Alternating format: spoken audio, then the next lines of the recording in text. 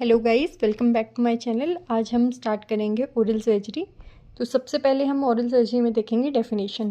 Definition है oral and maxillofacial surgery is a branch of dentistry that deals with the art of diagnosis and treatment of various disease, injuries and defects involving the orofacial region. ये एक ऐसी branch है जो cover करती है, जिसमें हमें पता लगता है कि हमें मतलब जो भी कोई पेशेंट है उसे क्या प्रॉब्लम है, इंजरी हुई है, कोई डिफेक्ट है उसके ओरल फेशियल रीजन में, तो उसके बारे में ये डील करती है ओरल सर्जरी की ब्रांच। नेक्स्ट हम देखते हैं स्कोप क्या है। ओरल सर्जरी का स्कोप क्या है। The scope of the oral and maxillofacial surgery depends upon the qualification and capability of the person.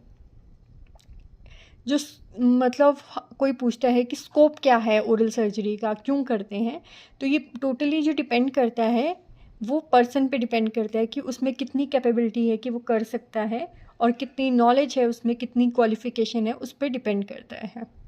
ठीक है। Oral and maxillofacial surgery essentially deals with the treatment of following condition. वैसे basically जो होती है oral और maxillofacial surgery depend करती है following condition पे। किस किस पे? Simple and complicated extraction of the teeth related and it's management. कोई सिंपल या फिर कोई बहुत कॉम्प्लिकेटेड टूथ है जो सॉकेट में है, रिमूव नहीं हो पा रहा है, तो उसकी मैनेजमेंट, उसको कैसे ट्रीट करेंगे उस पर डिपेंड करता है। Treatment of cyst and tumour, कोई भी सिस्ट या ट्यूमर हो तो उसके लिए हम ओरल सर्जरी को ओरल सर्जरी में हम परफॉर्म करते हैं।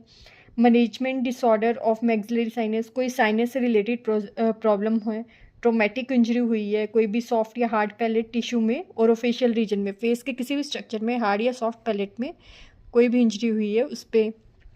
किसी पेशेंट को टीएमजी डिसऑर्डर हो, जैसे एनकाइलोसिस हो गया या इंटरनल डिग्रीमेंट है, तो भी हम ओरल सर्जरी में ही ये इंक्लूड होगा। स्लाइवरी ग्लैंड डिजीज़ हो या फिर उसकी मैनेजमेंट हो, वो भी इसमें इंक्लूड होगी। Diagnosis and management of dentofacial deformity, जैसे कि काफ़ी आपने पेशेंट्स को देखा होगा कि जैसे अपर हिमालय रीजन के जो पेशेंट हैं, उन बच्चे हैं, उनमें क्लेफ्ट लिप की प्रॉब्लम या क्लेफ्ट पैलेट की बहुत होती है, तो वो भी ओरल सर्जरी के अंडर ही ट्रीट होती है। Management of orofacial infection, soft and hard tissue, कोई भी प्रोस्थेटिक सर्जरी प्रोसीजर है जैसे कि इम्प्लांट, वो भी ओरल सर्जरी के अंडर इंक्लूडेड है।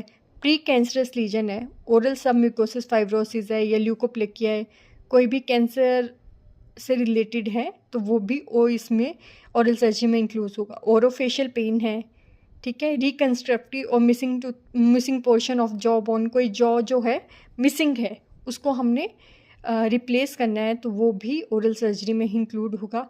फेशियल न्यूरोपैथी, फेशियल न्यूरोपैथी कोई भी प्रॉब्लम है वो भी इसी में इंक्लूड होगी। Now AIIMS and objective of oral surgery, कि क्या एम और ऑब्जेक्टिव है, किस लिए हम करते हैं। तो सबसे पहले आ गया elimination of the disease, disease को ख़त्म करने के लिए। प्रिवेंट ऑफ डिजीज़, डिजीज़ से बचने के लिए। रिमूवल ऑफ डैमेज और redundant tissue, improvement of function and aesthetics, कि जो भी डैमेज पार्ट है उसको हम रिमूव कर देंगे, ठीक है, उसलिए भी ये सर्जरी परफॉर्म करते हैं, और ताकि बाकी जो हमारे टिश्यू है वो अच्छे से फंक्शन करे और एस्थेटिक्स के लिए भी अच्छा दिखे, अच्छा दिखने के लिए भी हम ओरल सर्जरी परफॉर्म करते हैं। नाउ डायग्नोसिस, डायग्नोज कैसे करेंगे हम, तो diagnostic sequence divided into 5 level, 5 level के होते हैं। सबसे पहले आ गया हमारा history taking, clinical examination, radiographic analysis, laboratory investigation, interpretation and final diagnosis.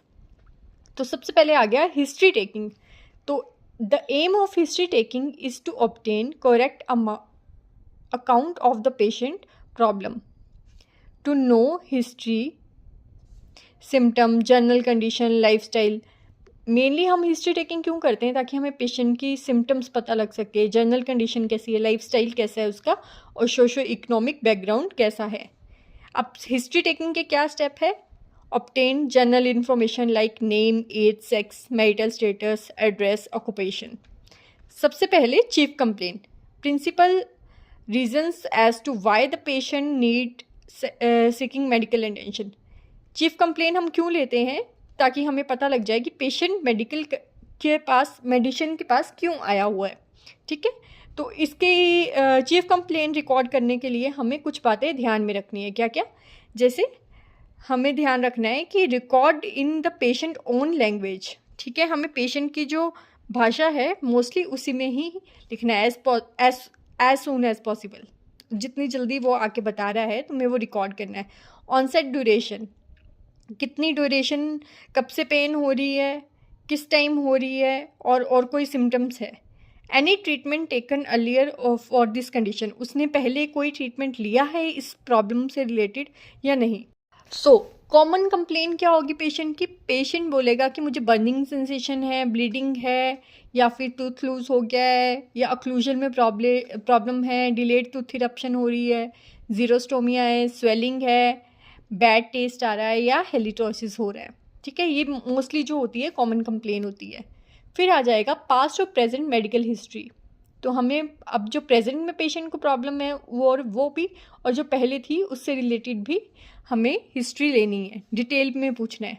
तो ठीक है, जैसे कि पेशेंट को कोई cardiovascular, respiratory disease, neurological condition तो नहीं थी, एंडोक्राइन सिस्टम से related haematological disorder, infectious disease, liver disorder, allergy to any drug, ठीक है। प्रेगनेंसी, रिप्रोडक्टिव से रिलेटेड तो नहीं थी, ऑटोइम्यून डिसऑर्डर तो नहीं था, ठीक है। और जो उससे कोई पहले प्रॉब्लम थी, इन केस अभी नहीं है प्रेजेंट में, पहले पास्ट में थी, तो उसकी डिटेल लेनी है हमने प्रीवियस की, ठीक है। अगर वो कभी हॉस्पिटलाइज हुआ है या कोई सर्जरी हुई है उसकी पास्ट में, तो हिस्ट्री ऑफ रेडिएशन थेरेपी, कोई कीमोथेरेपी का पेशेंट तो नहीं है कभी पास्ट में या करंटली। फिर करंट और पास्ट मेडिकेशन, जो वो मेडिसिन खा रहा है वो भी हमें नोट करनी है। रीनल पैथोलॉजीज तो नहीं है कोई भी, ठीक है, उससे रिलेटेड भी। फिर आ गया पर्सनल एंड फैमिली हिस्ट्री। इससे हमें क्या पता लगेगा? पर्सनल और फैमिली हिस्ट्री से ओवरव्यू मिलेगा पेशेंट के लाइफस्टाइल का, कि वो कैसे रहता है, ठीक है। उसकी हैबिट्स, कोई हैबिट तो नहीं है च्युइंग टोबैको की, अरिका नट की, पान मसाला वगैरह, ठीक है। फैमिली हिस्ट्री में देख लेंगे हम age, general health, history of epilepsy, ठीक है, कोई भी मतलब कार्डियक अरेस्ट वगैरह, डायबिटीज़, ब्लीडिंग डिसऑर्डर तो नहीं है, ठीक है। हिस्ट्री के बाद आ जाएगा हमारा क्लिनिकल एग्जामिनेशन। तो हम कैसे कर सकते हैं? एक्स्ट्रा ऑरली देख सकते हैं और इंट्रा ऑरली। एक्स्ट्रा ऑरली में आ गया face, skin, soft tissue, skull, bony skeleton, face, TMJ, lymphatic system, eye and salivary gland. Intra oral में आ गया hard, soft palate, floor of the mouth, tongue, retromolar region, dentition, occlusion, buccal and labial, alveolar mucosa. तो इससे हम check कर सकते हैं, clinical examination कर सकते हैं पेशेंट की। नेक्स्ट, अब हम आते हैं रेडियोग्राफिकल एग्जामिनेशन में। रेडियोग्राफिकली हम कैसे देखेंगे? कन्वेंशनली और स्पेशलाइज्ड। कन्वेंशनली में आ जाएगा 2, इंट्राओरल और एक्स्ट्राओरल। इंट्राओरल में आ गया teeth, periapical region, lamina dura, periodontal space, alveolar bone. Occlusal view ले लेंगे हम मैक्सिला का और मैंडिबल का, ये सारा इंक्लूड होगा हमारा इंट्राओरल में। एक्स्ट्रा ओरल में आएगा हमारा ऑर्थोपेंटोमोग्राफ, OPG से बोलते हैं, लेटरल ओब्लिक व्यू बोलते हैं, posterior anterior view, water position का, posterior anterior view of mandible, trans alveolar view, trans cranial view, lateral cephalogram, posterior anterior view of skull, lateral skull view and submentovertex view, chest X ray. ये सारा आ जाएगा हमारा एक्स्ट्राओरली जो हम examine करेंगे।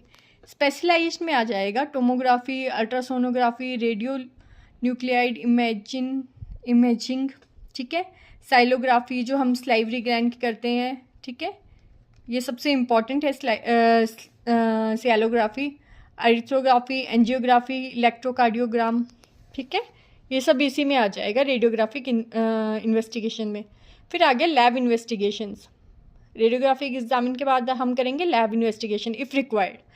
जैसे उसमें हम ब्लड टेस्ट ले सकते हैं पेशेंट का, HB लेवल चेक कर सकते हैं, जो मेल्स का 14 to 18 ग्राम में और फीमेल का 12 to 16 ग्राम में। कंप्लीट ब्लड काउंट चेक कर सकते हैं, RBC, WBC, प्लेटलेट्स काउंट आ जाएगा।